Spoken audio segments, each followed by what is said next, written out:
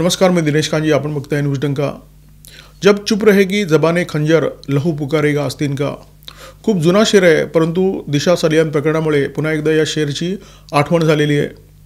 सालियान प्रकरणामध्ये सुरुवातीपासून अनेक जणांनी आदित्य ठाकरे यांच्याकडे बोट दाखवलेलं आहे। त्याच्यामध्ये भाजप नेते नारायण राणे आहेत, त्यांचे दोन्ही सुपुत्र नितेश राणे, निलेश राणे आहेत, भाजप नेते अतुल भातखळकर आहेत, भाजपचे आमदार अमित साटम आहेत। यांनी सातत्याने हा विषय उठवला आणि आदित्य ठाकरे यांच्याकडे अंगुली निर्देश केला।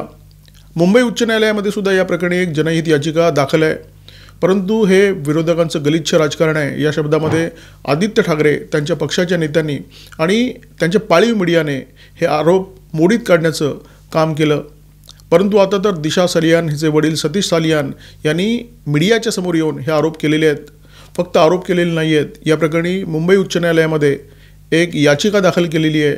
या याचिकेसोबत काही महत्त्वाचे पुरावे लोखोटाबंद करून सादर केलेले आहेत। हे सगळं प्रकरण अत्यंत गंभीर आहे, परंतु तरीसुद्धा आदित्य ठाकरे याच्यातून 2 मिनिटात सुटू शकतात, आपलं निर्दोषत्व सिद्ध करू शकतात। राज्यात महाविकास आघाडीचे सरकार असताना जून 2020मध्ये 2 मृत्यू झाले आणि या दोन्ही मृत्यूमुळे केवळ महाराष्ट्रात नाही तर देशभरामध्ये प्रचंड खळबळ उडाली। 8 जून 2020 रोजी मालाड पश्चिमेतील एका उत्तुंग टॉवरच्या 14व्या मजल्यावरून पडून दिशा सालियान या तरुणीचा मृत्यू झाला। हा अपघाती मृत्यू आहे असं भासवण्यात आलं आणि त्याच्यानंतर अवघ्या 6 दिवसामध्ये 14 जून रोजी अभिनेता सुशांत सिंह राजपूत याचा त्याच्या राहत्या घरी मृत्यू झाला। ही आत्महत्या असल्याचं पोलिसांनी सांगितलं। या दोन्ही मृत्यूबद्दल संशयाचं एक वातावरण होतं। आरोप प्रत्यारोपांची प्रचंड राळ गेल्या 5 वर्षात सातत्याने उडते आहे, परंतु या आरोपातून अद्याप काहीही सिद्ध झालेलं नाही आहे। मृत्यूच्या या दोन्ही घटना 2020च्या आहेत। या दोन्ही घटनांना आता तब्बल 5 वर्षाचा काळ पूर्ण होत आलेला आहे। अशा परिस्थितीमध्ये या दोन्ही मृत्यूबद्दल पुन्हा एकदा चर्चेने जोर धरलेला आहे। तसं पाहायला गेलं तर ही चर्चा पूर्णपणे थंड कधीच झालेली नव्हती। सोशल मीडियावर justice for Disha and Sushant ही मोहीम सुरूच होती, परंतु आता दिशाचे वडील सतीश यांच्या आरोपानंतर या मोहिमेला अजून बळ मिळणार असं चित्र निर्माण झालेलं आहे। दिशाच्या मृत्यूबाबत संशय व्यक्त करणाऱ्या व्यक्तींनी काही मुद्दे सातत्याने उपस्थित केलेले आहेत। त्यातले काही मुद्दे अत्यंत बिनतोड आहेत। दिशाचा मृत्यू 14व्या मजल्यावरून पडून झाला, परंतु तिच्या चेहऱ्यावर किंवा शरीरावर कुठेही जखमांच्या खुणा नाही आहेत। तिच्या कपड्यावर सुद्धा रक्ताचे डाग नाही आहेत। ज्या मित्रांनी तिचा मृतदेह उचलला अशा प्रकारचा दावा केलेला आहे, त्या मित्रांच्या कपड्यावर सुद्धा रक्ताचे डाग नाही आहेत। एखादी व्यक्ती जेव्हा बाल्कनीतून पडते तेव्हा ती इमारतीच्या खाली पडते, परंतु दिशाचा जो मृतदेह सापडलेला आहे तो इमारतीच्या कंपाऊंडच्या पलीकडे 6 ते 7 फुटाच्या अंतरावर सापडलेला आहे। आणि यातलेच काही मुद्दे दिशाचे वडील सतीश सालियान यांनी कॅमेऱ्याच्या समोर उपस्थित केलेले आहेत। सतीश सालियान यांच्या या याचिकेमध्ये आणखी काही गंभीर मुद्दे आहेत। या संपूर्ण प्रकरणाची सुनावणी महाराष्ट्राच्या बाहेर करण्यात यावी अशी मागणी त्याच्यामध्ये करण्यात आलेली आहे। हे राज्य सरकारच्या विश्वासार्हतेवर प्रश्नचिन्ह आहे का? तर सतीश सालियान यांच्या वकिलांच्या मते तसं नाही आहे। देवेंद्र फडणवीस यांच्यावर त्यांनी विश्वास व्यक्त केलेला आहे, परंतु अविश्वास दाखवला आहे पोलिसांवर। याच्यामध्ये काही पोलीस अधिकाऱ्यांची नावं असल्यामुळे ही संपूर्ण सुनावणी राज्यभर व्हावी असं त्यांचं म्हणणं आहे। SITवर सुद्धा प्रश्नचिन्ह लावण्यात आलेलं आहे। वर्षभरापूर्वी SITची स्थापना झाली डिसेंबर 2023मध्ये, परंतु हा तपास पुढे सरकलाच नाही। SITने काहीही केलेलं नाही आहे अशा प्रकारचा आरोप निलेश ओझा यांनी लावलेला आहे। या प्रकरणामध्ये एक गोष्ट लक्षात घेण्यासारखी आहे, वर्षभरापूर्वी SITची स्थापना झालेली आहे।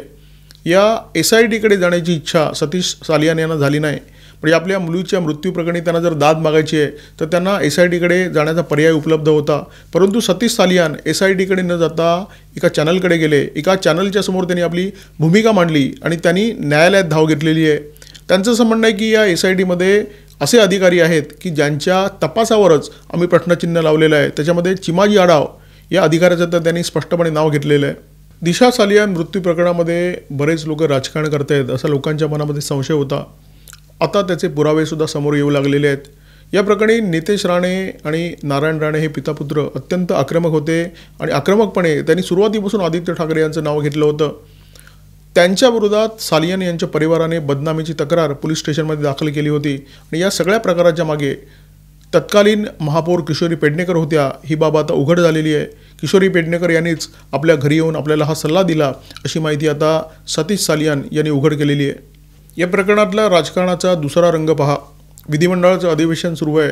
हे प्रकरण पुन्हा एकदा उपस्थित झाल्यानंतर त्याचे पडसाद विधिमंडळामध्ये पडणार ही बाब उघडच होती आणि आज त्याप्रमाणे विधिमंडळाच्या पायऱ्यांवर धरणं आंदोलन करण्यात आलं, घोषणाबाजी करण्यात आली, परंतु घोषणाबाजी करणाऱ्यांमध्ये फक्त शिवसेनेचे आमदार होते. खरं तर हे प्रकरण चव्हाट्यावर आणण्यामध्ये भाजपच्या नेत्यांचा खूप मोठा रोल आहे, भूमिका आहे. नितेश राणे आहेत, नारायण राणे आहेत, अतुल भातखळकर आहेत, या सगळ्यांनी हे प्रकरण लावून धरलं होतं. परंतु विधिमंडळाच्या पायऱ्यांवर आंदोलन केलं फक्त शिवसेनेच्या आमदारांनी. त्याच्यामध्ये भाजपचे आमदार सहभागी नव्हते, अजित पवारांचे आमदार सहभागी नव्हते, ही बाब आपण समजू शकतो. परंतु भाजपचे आमदार तिथे का नव्हते याबाबत मात्र लोकांच्या मनामध्ये प्रश्न आहे. याच्यामध्ये सगळ्यात मोठी जर अडचण कोणाची झाली असेल तर ती पक्षप्रमुख उद्धव ठाकरे यांची झाली आहे. काही आदित्य ठाकरेंमुळे झाली आहे, काही त्यांच्या स्वतःच्या स्वभावामुळे झालेली आहे. विरोधकांचा अत्यंत शेलक्या आणि घाणेरड्या शब्दात समाचार घेणं ही उद्धव ठाकरे यांची सवय आहे. जेव्हा ते भाजपच्या सोबत होते, म्हणजे अगदी सुरुवातीच्या काळामध्ये, तेव्हा ते काँग्रेसवर अत्यंत शेलक्या शब्दामध्ये तोंडसूक घ्यायचे. जेव्हा महाविकास आघाडीचा प्रयोग राज्यामध्ये राबवण्यात आला तेव्हा त्याच काँग्रेसच्या समोर उद्धव ठाकरे यांनी लोटांगण घातलं. म्हणजे आधी शेलक्या शब्दात बोलायचं आणि नंतर त्यांच्या समोर लोटांगण घालायचं. त्याच्यानंतर त्यांनी तोंडसूक घ्यायला सुरुवात केली देवेंद्र फडणवीसांवर. परंतु तेच देवेंद्र फडणवीस पुन्हा एकदा 2024मध्ये राज्याचे मुख्यमंत्री झाल्यानंतर उद्धव ठाकरे यांनी देवेंद्र फडणवीस यांच्यासमोरसुद्धा लोटांगण घातलं. म्हणजे ज्यांचा समाचार त्यांनी फडतूस, टरबूज अशा शब्दामध्ये घेतला होता, त्याच देवेंद्र फडणवीस यांच्यासमोर उद्धव ठाकरे यांनी लोटांगण घातलं. जेव्हा एकनाथ शिंदे आणि विधिमंडळामध्ये उद्धव ठाकरे यांचं लोटांगण प्रकरण बाहेर काढलं, म्हणजे उद्धव ठाकरे यांनी नरेंद्र मोदी यांच्यासमोर लोटांगण घातलं होतं अशा प्रकारचा दावा एकनाथ शिंदे यांनी विधिमंडळामध्ये केला. त्याच्यानंतर त्याच्यावर प्रतिक्रिया देताना पुन्हा एकदा उद्धव ठाकरे त्याच शेलक्या भाषेत एकनाथ शिंदे यांच्यावर घसरले. ते असं म्हणाले की मी जेव्हा मोदींच्या समोर लोटांगण घालत होतो तेव्हा एकनाथ शिंदे हे मोदींच्या डस्टबिनमध्ये बसून हे सगळं पाहत होते. उद्धव ठाकरे यांना अनुभव आहे की शेलक्या शब्दामध्ये ते ज्यांचा समाचार घेतात त्यांच्यासमोरच त्यांना पुढे लोटांगण घालावं लागतं. तरीसुद्धा एकनाथ शिंदे यांच्या विरोधात त्यांनी शेलक्या भाषेचा प्रयोग केलेला आहे. देव न करो उद्या उद्धव ठाकरे यांना एकनाथ शिंदे यांच्यासमोरसुद्धा लोटांगण घालण्याची वेळ यावी. एक गोष्ट तर निश्चित आहे, जेव्हा जेव्हा हा विषय उपस्थित केला जातो तेव्हा आदित्य ठाकरे यांची प्रचंड तंत्रते. जेव्हा राशिद खान पठाण या वकिलाने मुंबई उच्च न्यायालयामध्ये जनहित याचिका दाखल केली तेव्हा उद्धव ठाकरे यांनी तात्काळ मुंबई उच्च न्यायालयामध्ये केविएट दाखल केला आणि उच्च न्यायालयाला विनंती केली की या प्रकरणामध्ये जेव्हा सुनावणी होईल तेव्हा आपली बाजूसुद्धा ऐकली जावी. रिपब्लिक टीव्हीवर जेव्हा पुन्हा एकदा हा विषय उपस्थित करण्यात आला तेव्हा आदित्य ठाकरेंनी तोच जुना बचाव केला की माझी राजकीय बदनामी करण्यासाठी हे सगळे आरोप माझ्यावर वारंवार करण्यात येत आहेत. जेव्हा एखाद्या प्रकरणामध्ये राजकीय नेत्याचं नाव येतं तेव्हा कायदा कसा दबावाखाली काम करतो बघा. आदित्य ठाकरे यांच्यावर दिशा सालियान यांच्या मृत्यू प्रकरणामध्ये आरोप झाले तेव्हा महाविकास आघाडीची सत्ता होती आणि त्यामुळे स्वाभाविकपणे आदित्य ठाकरे यांची चौकशी होणं शक्य नव्हतं. कारण आदित्य ठाकरे हे मुख्यमंत्र्यांचे चिरंजीव होते, महाविकास आघाडी सरकारमध्ये मंत्री होते. त्यामुळे जेव्हा त्यांच्यावर आरोप झाले तेव्हा राजकीय दबाव होता, दबावाखाली पोलिसांनी त्यांची चौकशी केली नाही, ही बाब आपण समजू शकतो. परंतु हे सरकार जेव्हा कोसळलं, महायुतीचं पहिलं सरकार आलं, त्या सरकारने सुद्धा आदित्य ठाकरे यांना कधी चौकशीसाठी बोलवलं नाही. खरं तर याच सरकारने या संपूर्ण प्रकरणामध्ये सखोल चौकशी करण्यासाठी SITची स्थापना केली होती. SITची स्थापना झाल्यानंतरसुद्धा आदित्य ठाकरे यांना चौकशीसाठी बोलवण्यात आलं नाही. त्याच्यानंतर विधानसभा निवडणुका झाल्या. विधानसभा निवडणुकांनंतर महायुतीचं दुसरं सरकार स्थापन झालं. SIT स्थापन करून 1 वर्षाचा काळ लोटला होता. म्हणजे आधीच्या सरकारने जी SIT स्थापन केली होती ती SIT स्थापन करून 1 वर्षाचा काळ लोटला होता. तरीसुद्धा आदित्य ठाकरे यांना चौकशीसाठी कधीही बोलवण्यात आलं नाही. आदित्य ठाकरे यांची ज्या प्रकरणामध्ये CBI चौकशी करा अशी मागणी दिशा सालियान यांच्या वडिलांनी केलेली आहे, ते प्रकरण नेमकं काय होतं आणि 8 जून 2020 रोजी नेमकं दिशा सालियान हिच्या घरी काय घडलं हे थोडक्यात आपण लक्षात घेऊ. 8 जून 2020 रोजी दिशा सालियान हिच्या राहत्या घरी एक पार्टी सुरू होती आणि पार्टी सुरू असताना आदित्य ठाकरे, सूरज पंचोली, दिनो मोरिया हे तिच्या घरी पोचले. त्याच्यानंतर दिशा सालियानवर बलात्कार झाला, तिला खिडकीतून खाली ढकलून देण्यात आलं आणि हा अपघाती मृत्यू आहे असं भासवण्यात आलं. अशा प्रकारचे आरोप आहेत आणि हे आरोप खोटे आहेत हे आदित्य ठाकरे 2 मिनिटांमध्ये सिद्ध करू शकतात. ते आपलं निर्दोषत्व सिद्ध करू शकतात. फक्त आदित्य ठाकरे यांनी एक गोष्ट करण्याची गरज आहे. आदित्य ठाकरे यांनी मुंबई पोलिसांना फक्त एवढी विनंती करण्याची गरज आहे की 8 जून 2020 या दिवशी ज्या दिवशी दिशाचा मृत्यू झाला त्या दिवशी मी कुठे होतो याचं मोबाईल टॉवर लोकेशन तुम्ही जाहीर करा. खूप छोटीशी गोष्ट आहे. एखादी व्यक्ती जेव्हा एखाद्या एरियामध्ये असते, तिला एखादा कॉल येतो, SMS येतो, तेव्हा तिचं मोबाईल टॉवर लोकेशन काय आहे हे सहज शोधता येतं. मुंबई पोलीस त्या व्यक्तीचा CDR मागवतात. CDR म्हणजे कॉल डेटा रेकॉर्ड. या कॉल डेटा रेकॉर्डमध्ये त्या व्यक्तीला कोणत्या वेळी कोणता फोन आला, कोणत्या व्यक्तीकडून आला आणि त्यावेळी तो कोणत्या ठिकाणी होता हे सहज स्पष्ट होऊ शकतं. कारण मुंबईमध्ये जे मोबाईल टॉवर आहेत ते 500 मीटरच्या अंतरावर आहेत. कारण मुंबईमध्ये इतकी प्रचंड लोकसंख्येची दाटी आहे की त्या दाटीसाठी मोबाईल टॉवर हे खूप जवळजवळ असतात, 500 मीटरच्या अंतरावर असतात.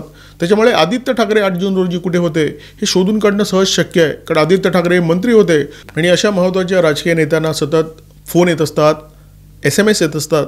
त्यामुळे आदित्य ठाकरे 8 जून रोजी कुठे होते हे शोधणं पोलिसांसाठी सहज शक्य होईल.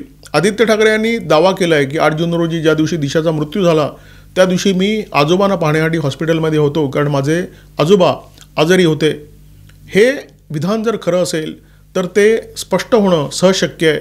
आदित्य ठाकरे यांनी पोलिसांना फक्त विनंती केली पाहिजे की माझं मोबाईल टॉवर लोकेशन जाहीर करा. माझ्यासोबत जे मित्र तिथे होते म्हणजे दिशाच्या घरी होते असा आरोप केला जातो आहे, त्यांचंसुद्धा मोबाईल टॉवर लोकेशन जाहीर करा, जेणेकरून दूध का दूध आणि पाणी का पाणी स्पष्ट होईल. परंतु आम्हाला खात्री आहे की आदित्य ठाकरे हा मार्ग पत्करणार नाहीत आणि मुंबई पोलीस किंवा SIT जी या विषयाच्या तपासासाठी स्थापन करण्यात आलेली आहे तीसुद्धा ही बाब जाहीर करण्याचे कष्ट घेणार नाही. आणि त्याच्यामुळे ही आंधळी कोशिंबीर आणखी काळ सुरू राहील जोपर्यंत मुंबई उच्च न्यायालय या संपूर्ण प्रकरणाची दखल घेऊन या प्रकरणामध्ये दट्ट्या देत नाही आणि सखोल चौकशीचे आदेश देत नाही. तुर्तास या व्हिडिओमध्ये थांबतो आहे. या व्हिडिओमध्ये माझ्यासोबत होते कॅमेरामॅन ओमकार भागवत, प्रथमेश नागे, व्हिडिओ एडिटर वैष्णव दुबळे. व्हिडिओ तुम्हाला कसा वाटला हे कॉमेंट बॉक्समध्ये नक्की व्यक्त करा, तुमचे विचार व्यक्त करा. आठवणीने सबस्क्राईब करा न्यूज डंका आणि बेल आयकॉन दाबायला अजिबात विसरू नका. नमस्कार, धन्यवाद.